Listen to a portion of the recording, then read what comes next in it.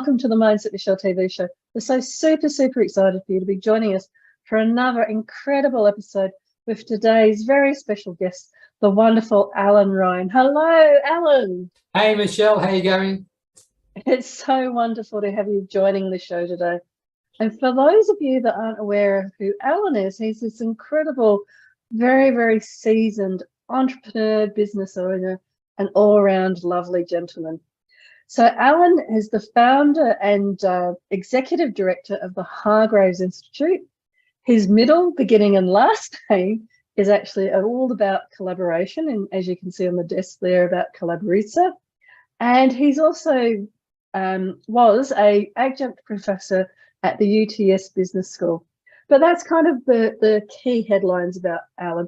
Allan, do you want to share with everybody how you came to be doing what you're doing and what your passion is around collaboration and how you came to be doing it? Thanks, Michele. So my history obviously goes back a long way. My first career was as an engineer in manufacturing, where I was responsible for developing new products.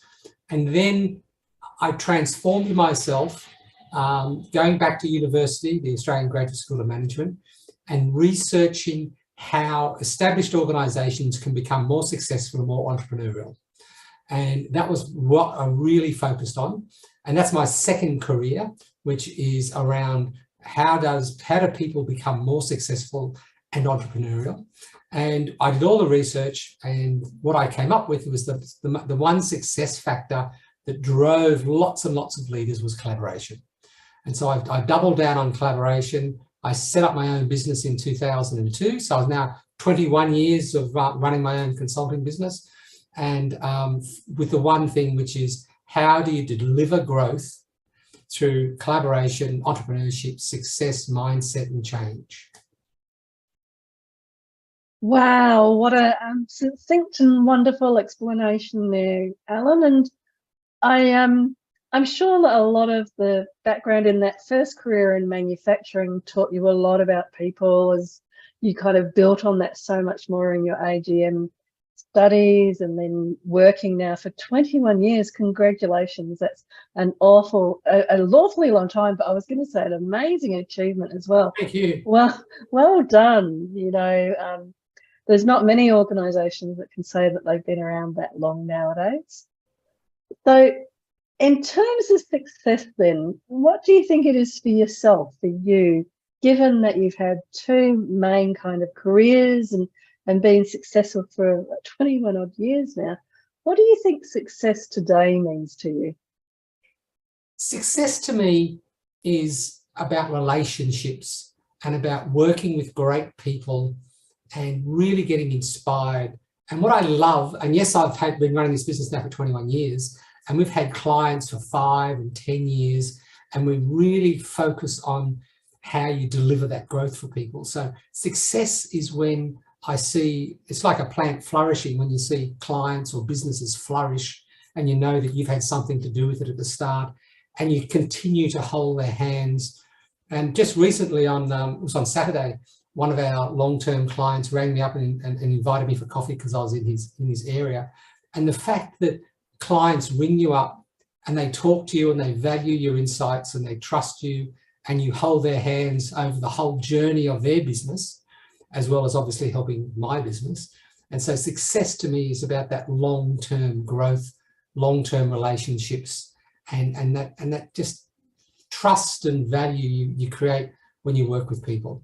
And so that's what I love to get out of bed for, and that's what I love to do. And it's like we like long-term, and we build long-term relationships with the organizations that we help.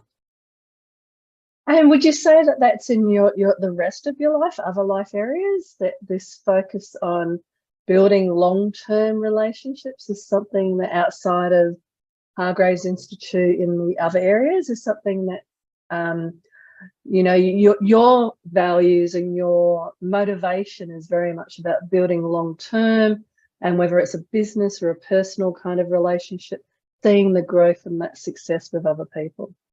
Well, my wife is not here, but she would probably agree with my focus on long-term, because we've been married about 40 years. So I've had a successful long-term relationship, And my kids, who are very adult kids, still love me. So I think that's another good long-term relationship. The reason why I like the long-term relationships is because I love the word nudge, and I love the word whereby you nudge relationships, or you nudge performance, or you just tweak things along. And if you and we all know the formula that if you change 1% a day in a year, you're 40 times bigger than you were at the start or something. So long-term relationships, nudging, improving, gently, I find is far more satisfying than rapid change or restructuring or trying to reinvent yourself overnight. And so, yeah, I believe in that building of relationships over time. I'm a member of a sports club that I've been a member for 10 years. I still catch up with people that I met at my first university course back in the, I'm not going to say how long back ago, but back then. And so, yeah, I'm very much focused on that long-term relationships with that trust, so that you can actually share things and actually help people. What it also means that I like is that sometimes it means that you can have really meaningful conversations. You can really have, some people say it's confronting conversations or tough conversations, but sometimes you have to help clients or even relatives or kids by having a tough conversation, a meaningful conversation. And the best way to do that is to have a really strong relationship. So I really go out of my way to build strong relationships so that I can have both great conversations and tough conversations with people. And I think that this is one of the reasons, so thank you for elaborating a little bit more on that long term.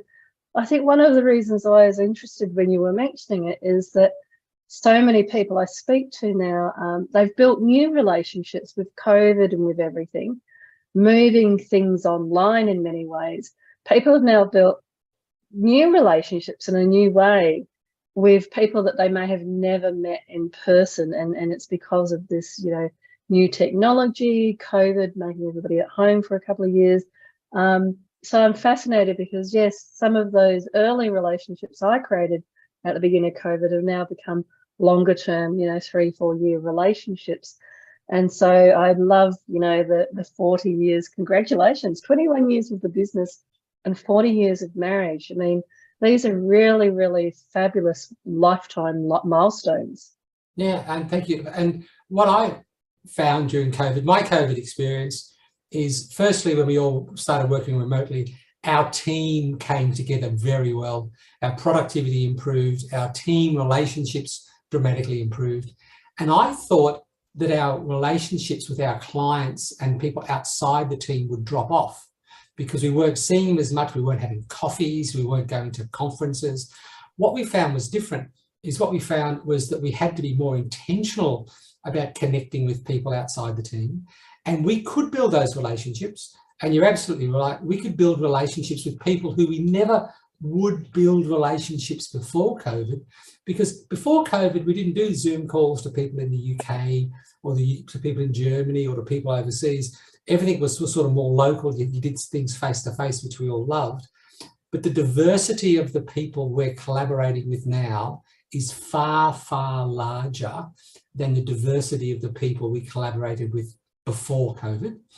And one of the strengths of what I love to do, which is collaboration, is we've now built a global network of experts that help us. So I promise people, and what I love to say is, I can solve any problem. Any problem you have, I can solve, because I know so many people, and I can find someone that has probably solved your problem before you, or had your problem before. And now my network is so wide and so diverse and global that we can have this wonderful opportunity to tap into all these different knowledge banks and actually help people with proven expertise because of the diversity of the collaboration that we now do. Wonderful. And we've kind of started going into a little bit, but I'll ask more specifically, what sort of suggestions and tips do you have for people if they're wanting to create that successful mindset? So I think we started to touch on one area there about reaching out and diversifying that network to a global network, because we now more than ever have the technology where you can connect with like-minded people or people in an area that you're looking to go and work in or study in. you can suddenly reach out to like global experts all over the world and talk to them about how they got started in their field, if you like. So what other sorts of tips or suggestions do you have for people to create their successful mindset? Thanks. This is exactly the sort of thing that I share with my clients. And I actually, as they say, eat my own dog food, and I actually follow my own advice. And so my best few tips is that we don't call it a success mindset. We call it a dynamic capability. So dynamic capabilities are the capabilities people need to grow, whereas routine capabilities or ordinary capabilities are for people to do their day-to-day business. Dynamic or successful capabilities about what you need to grow. The best tip I can give people is they have to be slack. Now what I mean by that is not slack as in slack, but you have to find the time to actually pull yourself away from your business and think about the future. And so when I speak to very successful people, they can always find time to talk to me. They can always find time to do something different. They make it a point of not being busy, wherefore they don't talk to you, they delay for 2 weeks, etc. So my biggest tip, number one, is always make sure that you have time in your diary to focus on the future, to meet new people. And it's called slack and agility in the official language, where you actually have that time and make sure that you have that time. And the follow-up tip is that... So before we go into that then, so just so I can, because you're using wonderfully like language that people may not be familiar with, like dynamic capabilities as opposed to routine capabilities. So you're talking about habits or suggestions that you're framing around doing things differently so you can grow rather than routine habits that kind of keep you in an everyday life. And slack or being slack is one of those habits, a dynamic capability habit. And what you mean by that is creating the time or choosing to have the time to actually meet new people and pull yourself out of the business and creating that time or job or whatever it might be in your everyday life, pulling yourself out of your everyday life to create that space for growth. Am I hearing that correctly? You summarised that absolutely perfectly, and I'll slow down a little bit and help. Is that, yes, you have to have when you meet successful leaders, and I interview successful leaders all the time, they always have a bit of time. They can always find time. They arrange their diaries to have the time so they can meet new people, they can explore. And yes, the official term is they have some slack in their diary that they can actually use to do that. So my best tip for people is don't fall into the habit of busy, back-to-back meetings. Learn to delegate, learn to free up time, put some time in your diary, which is just for yourself, so that you have the slack to think about the future and do things that are different, especially if you're the leader. So that's the biggest tip that I would love to share. I can't remember the movie, but I was just going to say there was a wonderful movie where it was exactly like that. There was a African-American woman that created a business, but even when and it was something simple like, Velcro, but she was able to make a business out of it and become, the first African, and it's terrible, I can't remember her name, I apologize.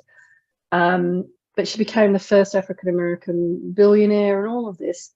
And even when she became a billionaire, you're exactly right, she still had the time to meet the mums and pups that came in with other new ideas, because she understood that they were the people that were going to solve the everyday problems, and that the gold, if you like, of new ideas was with these people that were already outside of the system. And I hear that that's what you're saying.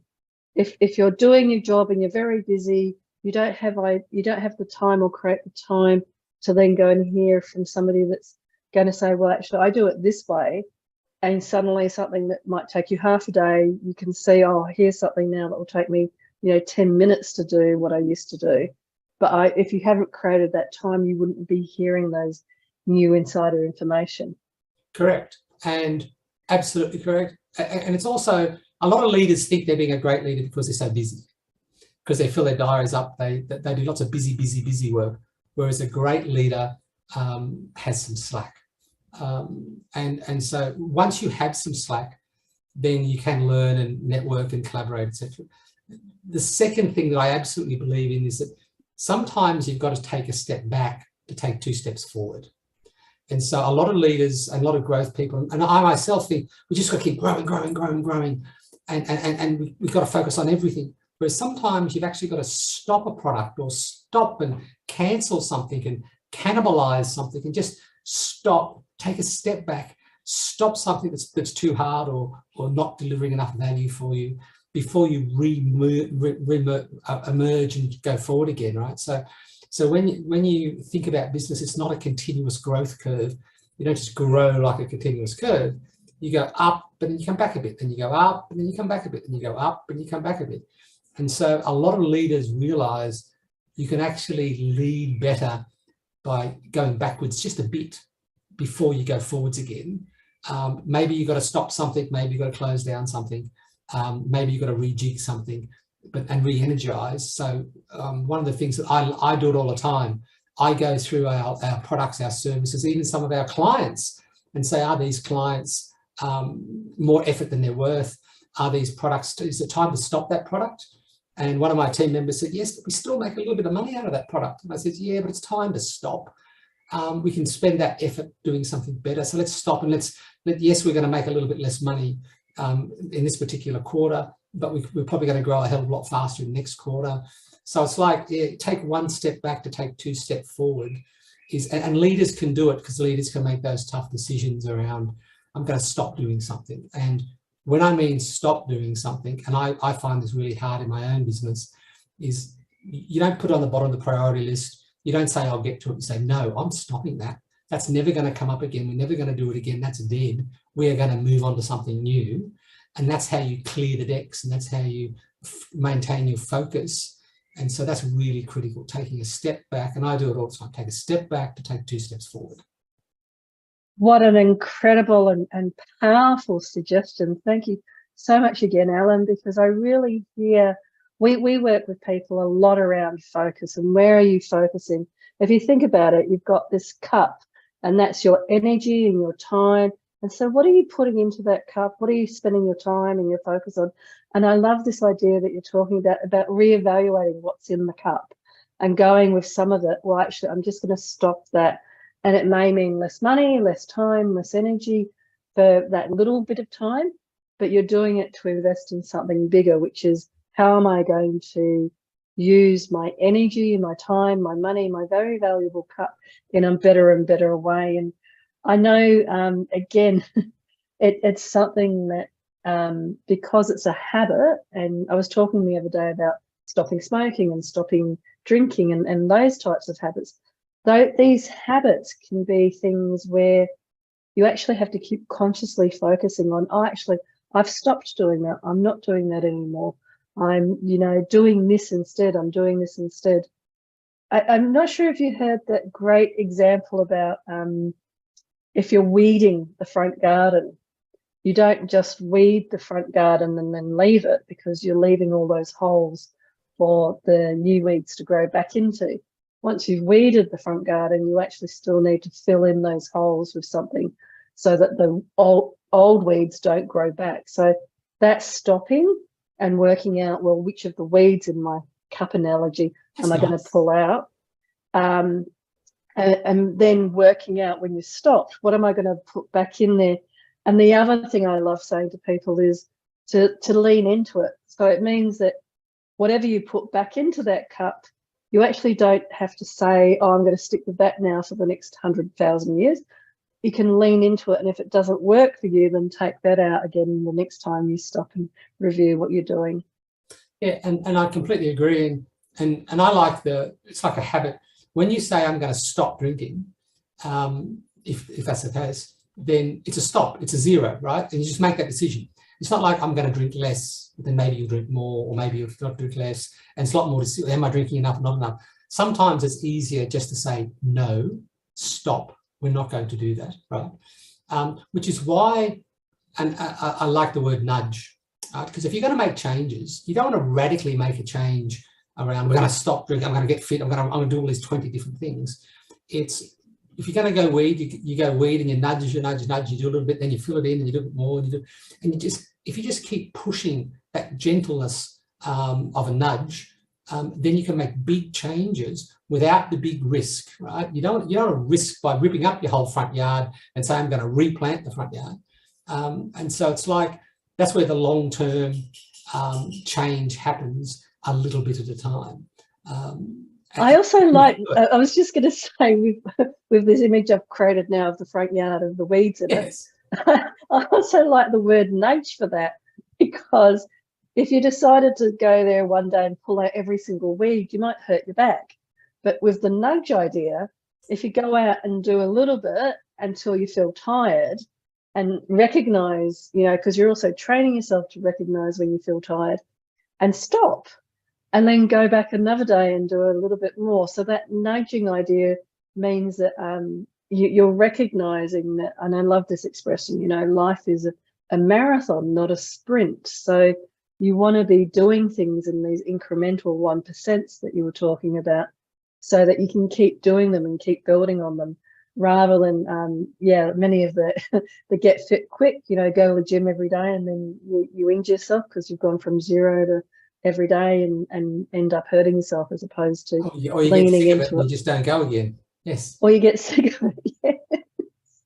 And so I think that's, and it's like, I asked, I was at an event with a whole bunch of people, and I asked them, put your hand up if you've been through a restructure, and everyone put their hand up. And then I said, well, put your hand up if the restructure worked, and nobody had their hand up, right? And then I said, put your hand up if you've been through a transformation. And a transformation is a series of nudges. A transformation is a bottom-up change process. And a lot of people put their hands up because we've all been through digital transformations and stuff like that. And then I said, keep your hand up if you think it worked. And they all kept their hand up. And so my biggest recommendation around nudging is don't restructure, don't do the big bang, don't do I'm going to radically change my life, I'm going to do all these sorts of things, because they fail and you don't get the results you think you're going to get, which is a restructure, as compared to a transformation or a nudge, where, and as you said, if it doesn't work, if you lean in and it doesn't work, then you can come back. And that's another mindset for success or dynamic capability, is to, if you fail, say stop, I've failed, and then move forward again, right? And so that's a really powerful tool. But by nudging and doing small things, you can only fail in a small way, and then you can recover quickly and move forward, rather than a big restructure. And so you can't afford for a big restructure to fail, and most of them do. And so nudging, transformation, bringing people along on the journey works for me. I completely agree. I love your distinction between restructures and transformation, because I feel like the generation of restructures and transformation, like I don't think I've ever worked for any company that wasn't doing some sort of dramatic change. Nowadays it's technology and digital transformation, but there's always been some form of change in the organizations I've worked with. And you're exactly right. Although at the beginning there's this huge focus on we're going to do it within 2 years and it's going to happen and everything's going to work out perfect, by the 18-month mark, they realise it's actually going to take 5 years and it takes longer, and et cetera, et cetera. But those companies are the ones that actually, after the 5 years, they go through the transformation, they go through the change with staff, et cetera, and it works. But the ones that still try to cram it in within the 2 years, it fails quite dramatically. Yeah. And I think it's a great example of that nudge. Yeah, and it's and you can't afford to fail big things. You can afford to fail little things. Lean in, didn't quite work, lean out.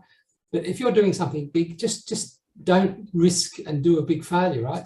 I don't do it in my business. You just shouldn't do it. And even big organizations, if they spend millions and millions of dollars and then it fails, not only do they waste the money, they've also wasted 2 years of time, right? So they could have been doing something else, but they spent all this time and effort doing a transformation that doesn't work.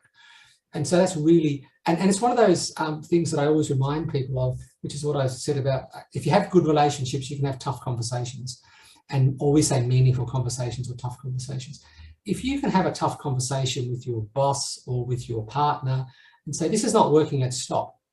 Let's take the hit. let's throw the money down the drain. It's stop. Let's renew it rather than spending good money after bad. You need strong relationships to be able to have those tough decisions.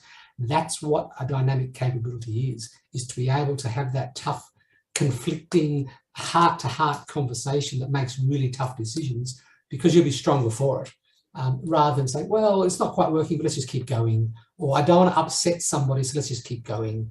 That's the absolute worst thing you can do. And I guess that many of the people watching, and they may or may not have a business, and they may or may not have a career, but they would also, I mean, all of this is applicable to that ultimate conversation and the ultimate nudge, which is actually with yourself. So everything we're talking about leaning in, whether it's trying a gym or trying different ways of weeding the front lawn, but it's building those dynamic capabilities within yourself. And I loved how you were talking then about the meaningful, I like the change as well between difficult to meaningful, the meaningful conversations. So having that meaningful conversation with yourself where you're actually looking in a very realistic way, and it can be emotional, but recognizing the emotions and recognizing the good and the bad, or the costs, etc., and the benefits of something. But having those meaningful conversations with yourself around, well, I've been doing this career and I love to do it and I keep up to date, etc., etc. But the reality is that, technology means that that career and that profession won't exist in its current form in a few years' time. So now is a wonderful opportunity or a time where I can lean into different areas and choose which one I then want to go into, as opposed to, say, in a few years' time where your industry may be in a lot more disruption because of technology, and you're maybe forced into an area that you may not have chosen. So I think that this is where talking about the nudges and the stopping to have a look at things like that is it can be difficult, but it's meaningful conversations to have with yourself.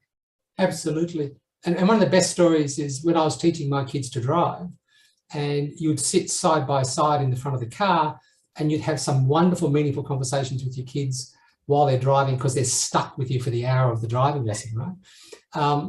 Whereas they wouldn't listen to me at home, right? So one of the best lessons I learned from teaching my kids to drive is you can have much better, more meaningful conversations, tough conversations, whatever you want to call them, when you sit beside somebody and you're not looking at them, right? Like sitting at a bar, having a drink, sitting at a coffee shop and not looking at each other, or sitting in the car.